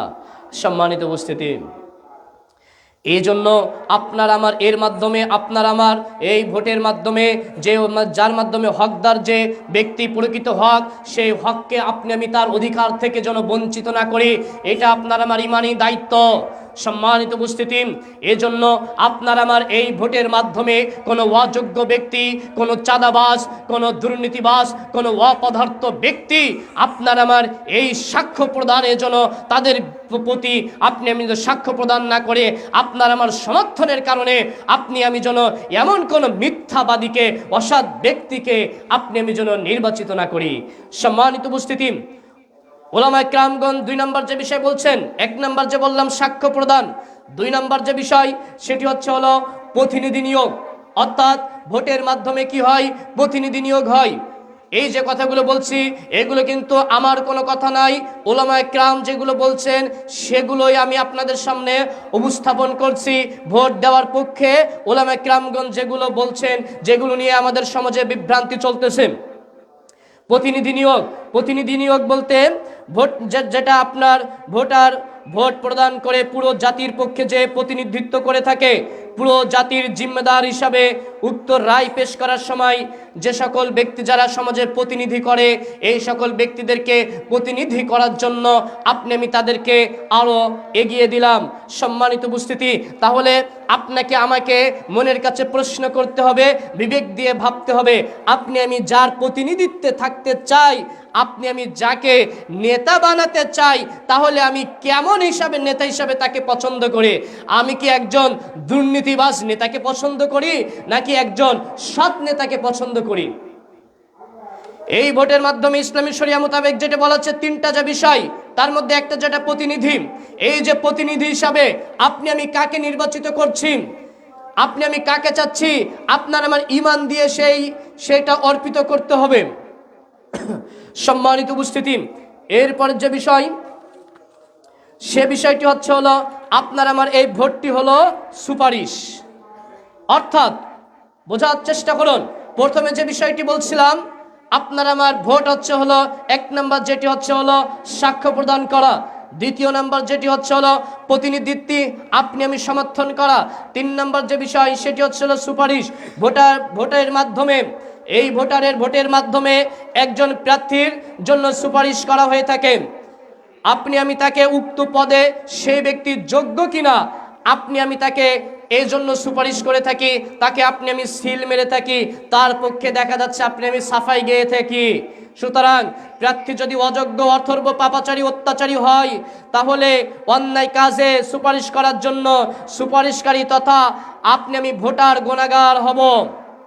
সম্মানিত উপস্থিতি, দেখুন সূরা নিসার 85 নম্বর আয়াতে আল্লাহ সুবহানাহু ওয়া তাআলা বলছেন, কেউ কোনো ভালো কাজের সুপারিশ করলে তার অংশ থাকবে এবং কেউ কোনো মন্দ কাজের জন্য সুপারিশ করলে তার অংশ থাকবে। সূরা নিসা আয়াত নাম্বার 85। আপনার আমার এই ভোটের মাধ্যমে আপনি আমি যদি একজন অসৎ ব্যক্তিকে, যে ব্যক্তি দুর্নীতি করে, যে ব্যক্তি চাঁদাবাজি করে, যে ব্যক্তি ঘুষ খায়, যে ব্যক্তি ইয়াতিমের মাল ভক্ষণ করে, যে ব্যক্তি নানা রকম অন্যায় অপকর্মের সাথে জড়িত, যে ব্যক্তি মানুষের জীবনের নিরাপত্তা নিয়ে সিনেমিনি খেলে, যে ব্যক্তি দিনে দুপুরে মানুষকে হত্যা করতেছে, যে ব্যক্তি গুম খুন করতেছে, এই সকল ব্যক্তিকে আপনি আমি যদি সুপারিশ করি, যে সকল ব্যক্তিরা আজকে নারীদেরকে আজকে পশুর সমতুল্য বানিয়ে ফেলিয়েছে, যে সকল নেতারা আজকে নারী কেলেঙ্কারির মধ্যে জড়িত, এই সকল নেতাদেরকে আপনি আমি যদি সুপারিশ করে থাকি, আপনি আমি যদি ভোট দিয়ে থাকি, এরা যে অন্যায় কাজ করবে এটার ভাগীদার আপনার আমার হওয়া লাগবে। এজন্য আপনাকে আমাকে সচেতন হতে হবে। আল্লাহ সুবহানাহু ওয়া তাআলা আপনাকে আমাকে বিবেক দিয়েছেন। আপনার আমার সামনে যে প্রার্থী রয়েছে, কোন প্রার্থী দুর্নীতিবাজ, কোন প্রার্থী সন্ত্রাসবাদ, কোন প্রার্থীর ভাষা কেমন খারাপ, আমরা সবাই জানি যে এমনও বহু নেতা রয়েছে যে মানুষের জমিগুলো দিনে দুপুরে দখল করে নিচ্ছে। এমনও নেতা রয়েছে সরাসরি স্টেজে দা নিয়ে উঠেছে, মাহফিলে যে সকল আলেম ওলামা বক্তব্য দিচ্ছে, বহু ভিডিও এখন ইউটিউবে পেয়ে যাবেন, সরাসরি রান্দা দা নিয়ে উঠছে ওই আলেমকে জবাই করার জন্য। এমন বহু বক্তাকে, বহু এরকম প্রভাবশালী এখন মনোনীত প্রার্থীদেরকে দেখেছি যে তারা যখন আলেম ওলামা বক্তব্য দিচ্ছে তখন তাদেরকে সরাসরি মারতে গেছে, হুমকি দিয়ে স্টেজ থেকে নামিয়ে দেওয়া হয়েছে। এবার আপনি ভাবুন, এমন ব্যক্তির জন্য আপনি কি সুপারিশ করবেন? এরাই তো এখন দেখা যাচ্ছে সমাজে দাঁড়িয়েছে। তাহলে আপনাকে আমাকে ভাবতে হবে যে আমি সৎ যে সকল মানুষ, যার দ্বারা আমার দেশটা নিরাপদ থাকবে, জনগণ নিরাপদ থাকবে, আমি নিরাপদ থাকবো, সেই মানুষকে আপনার সুপারিশ করতে হবে। যদি না করেন, ওই মানুষ অন্যায় কাজ করে যে গুনাহ করবে, আপনার ঘাড়েও সেই গুনাহ হবে। সম্মানিত উপস্থিতি, তারপরে যে বিষয় ওলামা কেরামগণ তারপরে 4 নম্বর যে বিষয় বলছেন সেটি হচ্ছে হলো এই ভোটটি হচ্ছে আপনার আমার আমানত। দেখুন সূরা নিসা আয়াত নাম্বার 85 আল্লাহ সুবহানাহু ওয়া তাআলা বলছেন, ইন্নাল্লাহা ইয়া'মুরুকুম, আল্লাহ সুবহানাহু ওয়া তাআলা আদেশ করে দিয়েছেন যে, আল্লাহ সুবহানাহু ওয়া তাআলা যে আদেশ দিয়েছেন যে তোমরা আমানতকে, বোঝার চেষ্টা করুন, আল্লাহ তাআলা আদেশ দিয়েছেন, বলছেন আমানতকে তার সঠিক হকদারের কাছে পৌঁছে দাও। কোন ওলামা কিরাম কেউ কিন্তু অস্বীকার করেন না এই যে আপনার আমার যে ভোট, গণতন্ত্রকে সবাই হারাম বলেন, কিন্তু এই যে আপনার মাঝে সুপারিশ যে সাক্ষ্য ভোট, এই ভোটকে কিন্তু কেউ হারাম ফতোয়া দেন নাই, কোন ওলামা কিরাম কিন্তু দেন নাই। সম্মানিত উপস্থিতি, তাহলে দেখুন এই যে আপনার আমার যে আমানত, এই আমানত যদি আপনি আমি সঠিকভাবে যে হকদার তাকে যদি আপনি আমি পৌঁছাই না দেই, তাহলে আপনি আমি কিন্তু আমানতের খেয়ানত করলাম। সম্মানিত উপস্থিতি, এজন্য আপনাকে আমাকে সঠিকভাবে চেষ্টা করতে হবে, যোগ্য যে ব্যক্তি তাকে আপনার আমার আমানতটা রক্ষা করে চলতে হবে। সম্মানিত উপস্থিতি, যোগ্য যে ব্যক্তি তাকে আপনার আমার ভোট প্রদান করতে হবে। সম্মানিত উপস্থিতি, এরপরে দেখা যাচ্ছে অনেকে আমরা এবার ভাবতে পারি ভোট প্রদান থেকে আমরা অনেকে বিরত থাকতে চাই। তাদের প্রতি আমার একটি কথা, দেখুন বর্তমান সময়ে দেখা যাচ্ছে অধিকাংশ মানুষ আমরা দেখা যাচ্ছে হলো আমরা অনেকে আছে দেখা যাচ্ছে আমরা ভোট প্রদান করতে চাই না। বোঝার চেষ্টা করুন, দেখা যাচ্ছে এবার মনে আসতে পারে যে হচ্ছে হলো আমাদের সমাজের মাঝে আমাদের ভিতরে যে সৎ ব্যক্তি নাই, সব তো অসৎ ব্যক্তি, তাহলে এখন কি করব, তখন কাকে ভোট দিব। সম্মানিত উপস্থিতি, ওই যে প্রথম আমি সৌদি আরবের যে ফতোয়া বোর্ডের যে একটি ফতোয়া বললাম, যদি কোরআন হাদিসের সাথে সাংঘর্ষিক হয়, যদি সে ব্যক্তি যদি ইসলামের নিয়ম অনুযায়ী না চলাফেরা করে, তাহলে আপনি আমি তাকে ভোট দিব না। যদি কোনো ব্যক্তি যদি কোরআন হাদিস অনুযায়ী চলতেছে, তাকে আপনি আমি ভোট দিতে পারবো। সম্মানিত উপস্থিতি, এজন্য আমি যে কথা বলছিলাম, যদি আপনি আমি যদি মনে করি এই ব্যক্তি সৎ ব্যক্তি, কে আপনি আমি নিজেকে নির্বাচন করতে হবে।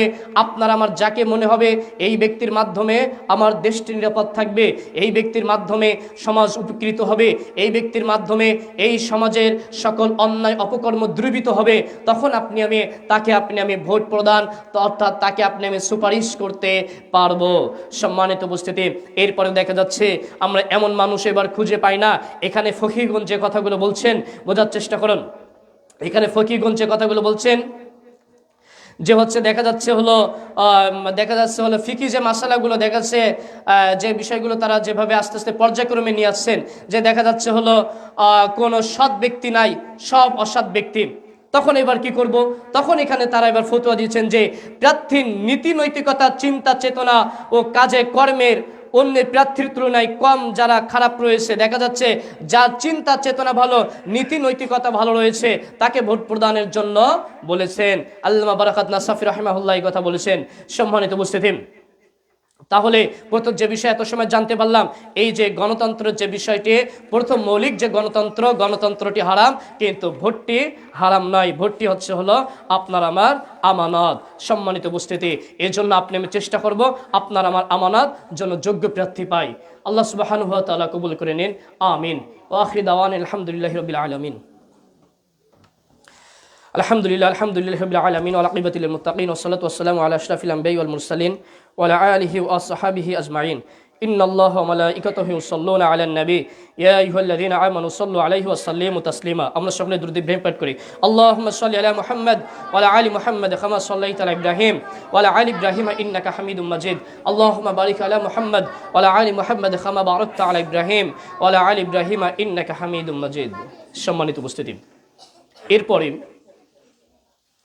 কিছু যারা বেশি বুদ্ধিমান তাদের কাছে আমার কয়েকটি প্রশ্ন, যেগুলো দেখা যাচ্ছে আমরা অনেকেই দেখা যাচ্ছে আমরা আসলে আমি যে পূর্বে যে কথাগুলো বলছিলাম, আমাদের দেশের প্রচারী একটি পদ্ধতি এমনভাবে চলতেছে, চাইলে আপনি আমি দেশে খেলাফত প্রতিষ্ঠা আপনার আমার পক্ষে করা কখনো এখন এই মুহূর্তে দেখা যাচ্ছে আপনার আমার সম্ভব না।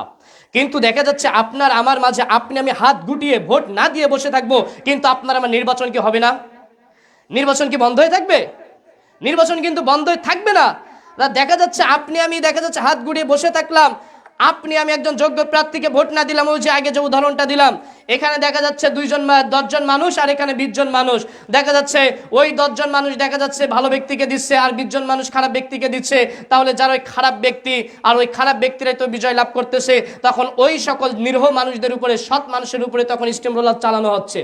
সম্মানিত উপস্থিতি, এই জন্য যে বিষয়ে আমি বলতে চাচ্ছি, যারা আপনারা বলতেছেন, যারা আপনারা মনে করতেছেন যে ভোট দেওয়া যাবে না, বোঝার চেষ্টা করুন।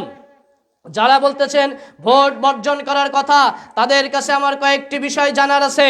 যে বিষয়টি সেটি হলো মনে রাখার চেষ্টা করবেন, 1947-এর পরে 1948 সালের পর থেকে এখন পর্যন্ত আধিপত্যবাদের বিরুদ্ধে আপনাদের ভূমিকাটা কতটুকু ছিল বোঝার চেষ্টা করুন। এই যে স্বৈরাচার হটানোর বিরুদ্ধে তাদের ভূমিকাও কতটুকু ছিল। আপনি আমি সুবিধা তো সব নিতে আসি, আপনি আমি এমন বহু মানুষকে আমি দেখেছি, আমার কাছে এমন প্রমাণ আমি সেই সময় স্ক্রিনশট দিয়ে রাখছি। বোঝার চেষ্টা করুন, মানে ফতুয়া নিজের বেলায় আরাম, অন্যের বেলায় হারাম। জুলাই আন্দোলনের সময় অনেক ব্যক্তি বলছিল এই আন্দোলনে যাওয়া যাবে না, এটা করা যাবে না, ওটা করা যাবে না। এই একই ব্যক্তি, সব বড় বড় ব্যক্তি যাদের নাম বলছি, যারা এইভাবে মানুষের ব্রেনটাকে ওয়াশ করতেছে, সেই সকল ব্যক্তির কথা আমি বলতেছি। আমার নিজের কাছে কয়েকটি স্ক্রিনশট দেওয়া রয়েছে। ওই 24 আন্দোলনের আগের সময় তারা বলছিল এই আন্দোলনে যাওয়া যাবে না, সরকারের বিরুদ্ধে এইভাবে হইচই করা যাবে না। আবার যখন সরকার পতন হয়েছে, তখন তারা বিভিন্নভাবে অনলাইনে এইভাবে দিচ্ছে যে আলহামদুলিল্লাহ আমরা উমুককে তাড়ালাম, তুমুককে তাড়ালাম। ঠিক একইভাবে নির্বাচনের আগে বলতেছে ভোট দেওয়া যাবে না, নির্বাচন যখন শেষ হয়ে যাবে, আবার ওরা নির্বাচিত হবে, তখন এই সকল হুজুররা ওদের গিয়ে তোষামদি করা শুরু করবে, পাচাটা শুরু করবে। এটার বহু প্রমাণ রয়েছে। আমি একটি মাহফিল করতেছি, তাহলে সেখানে দেখা যাচ্ছে ওখানে উমুক ব্যক্তির দাওয়াত দেওয়া কি দরকার? যাকে আমি পছন্দ করতেছি না তাকে আমার প্রধান অতিথি বানানোর কি দরকার? আরে আপনার ওই জায়গায় নিজেকে এমন যোগ্যতায় নিয়ে যান, আপনি ওইখানকার প্রধান অতিথি হবেন। কে বাধা দিবে? নিজেকে এই শক্তি নিজেকে তৈরি করতে হবে, তাহলে এই সমাজ পরিবর্তন হবে। আর ঘুমিয়ে ভাববো যে না ভোট দেওয়া যাবে না, এটা করা যাবে না, সেটা করা যাবে না, কোশ্চিন কালেও সম্ভব না। মনে রাখার চেষ্টা করবেন 1948 সালের পর থেকে, 47 পর থেকে আপনারা এই আধিপত্যবাদের বিরুদ্ধে কি লড়াই করেছেন, কি করেছেন, সমাজে এসে সেটা কি? সম্মানিত উপস্থিতি, তারপরে দেখুন এই যে খেলাফত কেন্দ্রিক আমরা বলতেছি খেলাফত প্রতিষ্ঠা করতে হবে, অবশ্যই সবার মুমিনের চাওয়া খেলাফত প্রতিষ্ঠা করতে হবে। কিন্তু এই 70-80 বছরে যারা ফতোয়া রাওরা দিচ্ছেন, 70-80 বছর বয়সে খেলাফত কেন্দ্রিক কি প্রতিষ্ঠান আপনারা তৈরি করেছেন? একটা প্রতিষ্ঠান দেখান খেলাফতের জন্য। আপনি একটা প্রতিষ্ঠান, যারা বলতেছেন ভোট বর্জন করবেন, তারা খেলাফতের জন্য কি পদক্ষেপ নিয়েছেন আপনারা? নাকি ওই যে আগে কথা বলছিলাম, ঘুমিয়ে বালিশে মাথা দিয়ে, কম্বলের নিচে মাথা দিয়ে স্বপ্ন দেখবেন আর খেলাফত হয়ে যাবে? এত সম্ভব নয়, এত সহজে সম্ভব না। সম্মানিত উপস্থিতি, দেখুন যখন জঙ্গিটাকে বোঝার চেষ্টা করুন, যখন জঙ্গিটাকে মুসলমানদেরকে সে সময় যখন ধরা হয়েছিল, সেই সময়ও কোন ব্যক্তি দেখা যাচ্ছে জঙ্গিটাকে যে সময় মানুষকে যখন ধরা হয়েছিল, সেই সময় আপনি কি বসেছিলেন নাকি আপনি বিদ্রোহ করছিলেন? আপনি প্রতিবাদ করেন নাই? প্রতিবাদ কিন্তু করেছিলেন। আমি এর জন্য প্রথমে একটি কথা বলছিলাম, নিজের বেলায় আরাম, অন্যের বেলায় হারাম। বিবেককে জাগ্রত করুন, চোখটা খুলুন, চশমাটা খুলে বাস্তবতা দেখার চেষ্টা করুন, নিজের তীক্ষ্ণ বুদ্ধি দিয়ে ভাবার চেষ্টা করুন। পীর পূজারীর মতন ব্যক্তি পূজারী হন না। সম্মানিত উপস্থিতি, এরপরে দেখুন স্পেসিফিক ভাবে আপনি যে কথা বলছিলাম 70-80 বছরে কোন খেলাফতের যে পদক্ষেপের ভিতরে কোনটা তৈরি করছেন। এরপরে দেখুন গত 80 বছরে গণতন্ত্রের বিকল্প কোন একটি প্রতিষ্ঠান আদৌ কি আমরা করতে পারছি? আমরা তো দেখা যাচ্ছে হলো সব নিয়ে বিভিন্নভাবে ফতোয়াবাজি করতেছি, কিন্তু আদেও কি আমরা এগুলো করতে পারছি? আল্লাহ নবী সাল্লাল্লাহু আলাইহি সাল্লামের দিকে তাকাই দেখুন, আল্লাহ নবী সাল্লাল্লাহু আলাইহি সাল্লাম কি জীবনে যুদ্ধ করেন নাই? আল্লাহ নবী সাল্লাল্লাহু আলাইহি সাল্লাম সংগ্রাম করেন নাই? সম্মানিত উপস্থিতি, এমন শত সময় শেষ হয়ে গেছে, এমন শত প্রশ্ন আমি একদিনে নোট করে রাখছি আপনাদেরকে উপস্থাপন করার জন্য। আলহামদুলিল্লাহ, যারা বলতেছেন ভোট বর্জন করতে হবে, সম্মানিত উপস্থিতি, এজন্য আপনাকে আমাকে চাইতে হবে আমরা এমন বাংলাদেশ চাই যে বাংলাদেশের মাঝে কোনো অশান্তি থাকবে না। গত পূর্বে আমরা যেভাবে আমরা 1971 সালে নামমাত্রে আমরা বলে থাকি স্বাধীনতা লাভ করেছি, অথচ এই বাংলাদেশের বুকে আমি আজকে বলতে চাই, নিজেরা আপনারা ভেবে নেন, এই বাংলাদেশে সেই 1948-এর পর থেকে এই বাংলাদেশে এখনো পর্যন্ত কোনো শাসক আসে নাই। যা এসেছে সব শোষক। আর এটার কারণ ছাগলের মতো 500 টাকা বিক্রি হওয়ার কারণে এই বাংলাদেশে এখনো কোনো শাসক আসে নাই। এরপরে সেই লালিত স্বপ্ন মানুষ নিয়ে 24 আন্দোলন করেছে। সেই আন্দোলনের পরে এখন একটা সুন্দরভাবে দেশ গড়ার সুযোগ এসে এখন আবার ফতোয়াবাজি করে হাত গুটিয়ে বসে থাকতেছি, সারাটা জীবন কচুকাটা করা হবে আর এভাবে মেনে নেওয়া হবে। সম্মানিত উপস্থিতি, এর জন্য বিবেককে জাগ্রত করার চেষ্টা করুন। এরপরে আপনাদের আজকে জুম্মার আলোচনায় আরেকটি বিষয় আমি বলতে চাই, স্পষ্ট ভাষায় বলতে চাই। আগের যে বিষয়ে আমি কোনো প্রার্থীর নাম আমি বলে নাই, আপনি কাকে ভোট দিবেন আপনার যাকে ভালো লাগবে, কোনো দলকে নাই, ব্যক্তিকে। তবে আজকে উদাত্ত আহ্বান আপনাদের নিকট আমি জানাই একটি বিষয়, সেটি হচ্ছে আমাদের তত্ত্বাবধায়ক সরকার যে হচ্ছে হা ভোট এবং না ভোটের যে বিষয়টি আমাদের মাঝে দিয়েছেন, এই বিষয়টি যেহেতু সময় হয়ে গেছে, আমি 2 মিনিটের ভিতরে আমি শেষ করে দিচ্ছি আলোচনা, কেউ বিরক্ত হবেন না। সম্মানিত উপস্থিতি, আপনাদের প্রতি উদাত্ত আহ্বান, হা ভোটে দিলে কি হবে, না ভোটে দেখুন কি হবে। একটুখানি দেখা যাচ্ছে আমাদের অধিকাংশ মানুষ দেখা যাচ্ছে কেউ জানি, কেউ আমরা জানি না। হা ভোট দিলে উপকৃত হবে, না দিলে কিছুই হবে না। হা ভোট দিলে আপনি আমি কি পাবো বোঝার চেষ্টা করুন। হা ভোট দেওয়ার কারণে তার মানে আবার এটা না, অনেকে আবার দেখা যাচ্ছে হলো আসলেই আমরা এখানে যারা আছে বুঝি, যেহেতু আলোচনা অনলাইনে যাচ্ছে এজন্য আমি বিষয়টা একটু ক্লিয়ার করে, অনেকে দেখা যাচ্ছে আমরা হচ্ছে হলো জানি না, ভাবতেছি হচ্ছে হলো হা না ভোটের মাধ্যমে দেখাচ্ছে হা ভোট মানে দেখাচ্ছে এই সরকার থেকে যাবে, আর না ভোটের মাধ্যমে দেখাচ্ছে এই সরকার থাকবে না, নতুন করে সরকার হবে। অনেকের মনে দেখা যায় এই প্রশ্নটা আসতে পারে। আসলে হা ভোটের মাধ্যমে বর্তমান তত্ত্বাবধায়ক সরকার মোট 82টা পয়েন্ট উল্লেখ করেছেন, তার মধ্যে প্রধান যে কয়টা উল্লেখ করেছেন সে কয়টা আপনাদের সামনে আমি বলে শেষ করতেছি। এই যে 82টা পয়েন্ট, এগুলো হা ভোট দিলে এই বর্তমান তত্ত্বাবধায়ক সরকার যে বিষয়গুলো রেখেছে সেইগুলো আগামী সরকার যখন আসবে তারা সেটা কার্যকর করবে। কার্যকর করবে মানে কার্যকর করতে বাধ্য থাকবে। আর যদি আপনি আমি না ভোট দেই, অর্থাৎ আপনি আমি না ভোটে, ওই হা না ভোটের ওখানে না দিলাম, তখন আপনার আমার ওইখানে যে 82টা সংস্কারের একটু আপনি আমি পাবো না। হা দিলে আপনি সংস্কার পাচ্ছি, আর না দিলে পাচ্ছি না। হা দিলে কেমন কেমন সংস্কার পাচ্ছি, যেমন তার মধ্যে অন্যতম যে সংস্কার সেটি হচ্ছে হলো যত মেয়াদি হোক না কেন কেউ সর্বোচ্চ 10 বছরের বেশি প্রধানমন্ত্রী থাকতে পারবে না। তত্ত্বাবধায়ক সরকার দেখুন, বোঝার চেষ্টা করুন, কেউ সর্বোচ্চ 10 বছরের বেশি, দীর্ঘমেয়াদী 10 বছরের বেশি কেউ প্রধানমন্ত্রী হতে পারবে না। নিয়মটা কি ভালো নাকি খারাপ?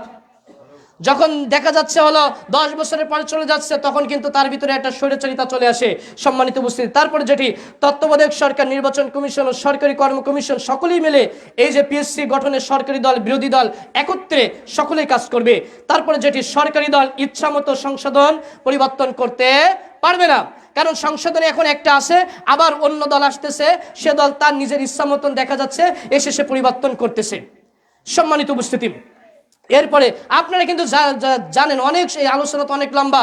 আপনারা দেখছিলেন ডাক্তার মুরাদ 2020 সালে সে লম্বা লেকচার দিয়েছিল প্রতিমন্ত্রী ডাক্তার মুরাদ। আপনারা জানেন সে বলছিল সংবিধানে বিসমিল্লাহির রহমানির রহিম থাকবে না। এমন কিন্তু বহু নেতা যারা আছে, এখন যদি আপনি এই যদি হাবট যদি না দেন, এরা এসে এমন ভাবে তাদের ইচ্ছা মতো পরিবর্তন করবে, তখন বুঝতে পারবেন ব্যাপারটা কি।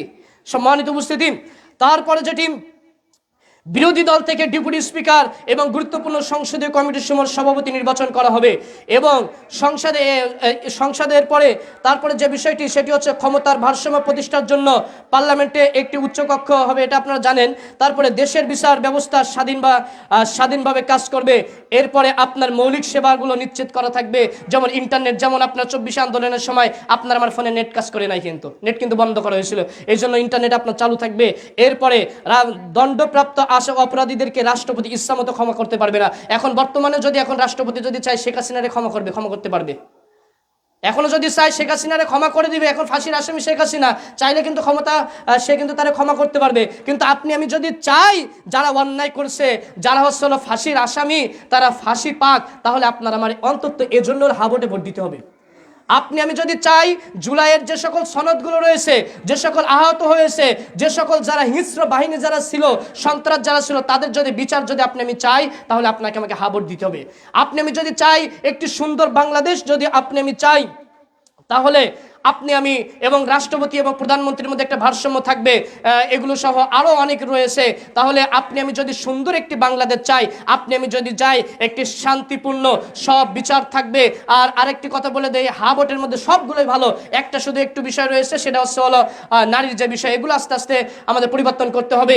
আর বাকি যে বিষয়, আপনি আমি সুন্দর একটি শান্তিপূর্ণ যদি দেশ চাই, সুন্দর একটি চাঁদামুক্ত, দুর্নীতিমুক্ত, সুন্দর একটি ভ্রাতৃত্ববোধ যদি দেশ গড়তে চাই, তাহলে আপনাকে আমাকে হা ভোটে ভোট প্রদান করতে হবে। এবং জনগণ, আপনারা সকলে ইতিমধ্যে আপনারা জানেন পূর্বে বাংলাদেশের অবস্থা কেমন ছিল বিশ্বের মাঝে। বাংলাদেশ আজকে আমি গত এক জুমায় বলেছিলাম, বাইরে বাংলাদেশের মানুষ এখন আর শ্রমিকদেরও নিতেছে না, কারণ জানি এরা চোট বাটপার। আমরা পূর্বেও দেখেছি কিন্তু বাংলাদেশ পর কতবার দুর্নীতিতে চ্যাম্পিয়ন হয়েছে আমাদের যে সকল শাসকের আমলে, সবাই আমরা জানি। এজন্য ভোট আপনার আমার, যেটা আপনার আমার সামনে এখন নির্বাচন আসতেছে, আপনার আমার হাতে, আপনার আমার দেশটা সুন্দর করার জন্য। তাই আসুন, আল্লাহ সুবহানাহু ওয়া তাআলা আমাদের সকলকে সঠিক বুঝ দান করুক। আল্লাহ সুবহানাহু ওয়া তাআলা এই রাষ্ট্রকে আল্লাহ সুবহানাহু ওয়া তাআলার আইন প্রতিষ্ঠা করার তৌফিক দান করুক। আমিন। আমরা সকলে অন্তরস্থল থেকে দোয়া করি আল্লাহ সুবহানাহু ওয়া তাআলা আমাদের সকলকে দ্বীনের বুঝ জ্ঞান দান করুক, আমিন। হে আল্লাহ, তোমার নিকট আমাদের চাওয়া, হে আল্লাহ, আমরা মানুষ, আমরা ভুল ত্রুটির ঊর্ধ্বে আমরা কেউ নাই। আমাদের চলাফেরার ক্ষেত্রে আমাদের জীবনে ভুল হবে। হে আল্লাহ, এই সমাজ ব্যবস্থায় আমাদের কিভাবে সমাজ পরিচালনা করব, তার মধ্যে আমরা মানুষ, আমাদের ভুল হয়। হে আল্লাহ, তুমি আমাদের সে ভুলগুলোকে আল্লাহ আমাদের মার্জনা করে তোমার আইন কিভাবে সমাজে প্রতিষ্ঠা করা যায়, যাতে করে তোমার আইন যাতে করে সমাজে বাস্তবায়ন হয়, সেই লক্ষ্যে আমাদের সকলকে নিবেদিত প্রাণ হিসেবে তুমি কবুল করে নাও, আমিন। হে আল্লাহ, তোমার নিকট আকুল আবেদন, আমাদের দেশটা যেন শান্তি বজায় থাকে, আমিন। হে আল্লাহ, আমাদের দেশকে আল্লাহ তুমি ফিতনাতে পরিণত করিও না, আমিন। হে আল্লাহ, আমাদের দেশে যত অন্যায় অপকর্ম দুর্নীতি রয়েছে, আল্লাহ এগুলো সকলকে তুমি রুখে দাও, তৌফিক দান করো, আমিন। হে আল্লাহ, তোমার নিকট আকুল আবেদন, হে আল্লাহ, আগামী নির্বাচনে যেন আমাদের এই দেশের জন্য অরাজকতা তৈরি না হয়, এই শেষ সময় যেন এই মারামারি কাটাকাটি যেন না হয়। হে আল্লাহ, তোমার নিকট দোয়া করছি আগামী নির্বাচনের মাধ্যমে যেন একটি শান্তিপূর্ণ সুন্দর একটি দেশ আমরা যেন পাই। আল্লাহ, তোমার নিকট আকুল আবেদন, আমরা চাই শান্তি, আমরা চাই নিরাপত্তা, আমরা চাই আমাদের অধিকার, আমরা চাই ইসলামী শাসন। হে আল্লাহ, আমাদের দাবিগুলো তুমি কবুল করে নাও, আমিন। সুবহানাক আল্লাহুম্মা বিহামদিকা আশহাদু আল্লা ইলাহা ইল্লা আনতা আস্তাগফিরুকা ওয়া আতুবু ইলাইক।